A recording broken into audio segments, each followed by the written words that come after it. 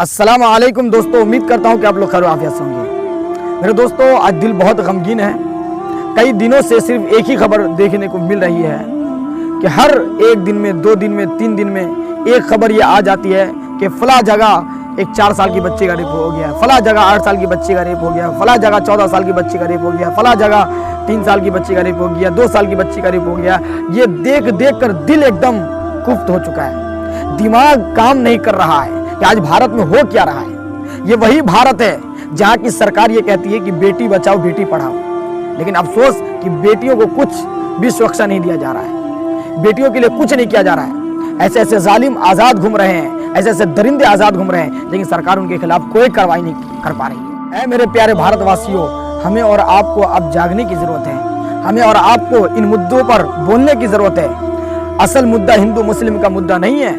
आप अपने धर्म पर अमल कीजिए, हम अपने धर्म पर अमल करेंगे, कोई किसी का कुछ नहीं बिगाड़ पाएगा, क्योंकि जब तक इस देश में संविधान है कभी कोई सर उभार नहीं पाएगा और हिंदुस्तान की एकता को, अखंडता को नहीं तोड़ पाएगा। असल मुद्दा हमारे यहाँ रेप का मुद्दा है, असल हमारे यहाँ जो मुद्दा है वो कत्ल का मुद्दा है, हमारे यहाँ का जो असल मुद्दा है वो करप्शन का मुद्दा है। जो आज पैसे वाले लोग, जो नेता लोग आज जनता का माल खा रहे हैं, उन लोगों के खिलाफ कार्रवाई का मुद्दा है, लेकिन ऐसे लोगों के खिलाफ कोई कार्रवाई नहीं की जाती है और लोगों को सिर्फ बहकाया जाता है। तो हिंदू और मुस्लिम का मुद्दा को लेकर बहकाया जाता है। आज छोटी छोटी बच्चियों का रेप हो रहा है, मासूम और नन्ही बच्चियों का रेप हो रहा है, इस पर कोई बहस नहीं होती है पार्लियामेंट के अंदर में। लोग एक दूसरे का कत्ल कर रहे हैं, जरा जरा सी बातों पर लड़ रहे हैं, इस पर कोई बिल पास करने की कोशिश नहीं की जा रही, उल्टी सीधी बातों पर बहस की जाती है और बिल पास करने की कोशिश की जाती है। मेरे दोस्तों, मैं यही कहूँगा कि ऐसे लोगों के खिलाफ आवाज़ उठाइए, तभी हम और आप सुकून की जिंदगी गुजार सकते हैं। याद रखिएगा, कोई किसी को नहीं मिटा पाया है, कोई किसी को नहीं मिटा पाया है, ना हम आपको मिटाएंगे ना आप हमको मिटाइएगा।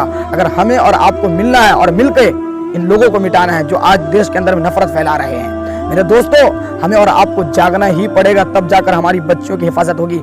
ये वही लोग हैं जो ये कहते हैं कि बेटी बचाओ बेटी पढ़ाओ, लेकिन इन लोगों से बेटियों की हिफाजत नहीं हो पा रही है। आज छोटी छोटी बच्चियों का रेप किया जा रहा है, क्या हिंदू क्या मुसलमान, सारी बच्चियों का रेप हो रहा है। मुसलमान भी रेप कर रहा है, हिंदू भी रेप कर रहा है और अपनी बच्चियों का भी रेप कर रहा है। मुसलमान बच्चियों का भी रेप हो रहा है और हिंदू बच्चियों का भी रेप हो रहा है। इस पर कौन बिल पास करेगा? हमें और आपको जागने की जरूरत है। अगर नहीं जागते तो हमें और आपको सुकून की जिंदगी नहीं मिलने वाली है, और अगर सुकून की जिंदगी चाहते हैं तो हमें और आपको लड़ना पड़ेगा। आखिरी में मैं एक बात आप लोगों को बता देना चाहता हूँ कि राहत इंदौरी साहब ने कहा था कि लगेगी आग तो आएंगे घर कई जद में, यहाँ पर सिर्फ मेरा मकान थोड़ी है। तो याद रखिए, आग लगेगी तो सबका घर जलेगा, इसलिए इस इंतजार में नहीं रहिए कि मुसलमान मिट जाएगा, वो मिट जाएगा। कोई मिटने वाला नहीं है, बर्बादी हमारी और आपकी होने वाली है। इसलिए इत्तेहाद बनाइए और ऐसे खबीस लोगों के खिलाफ अपनी लड़ाई लड़िए।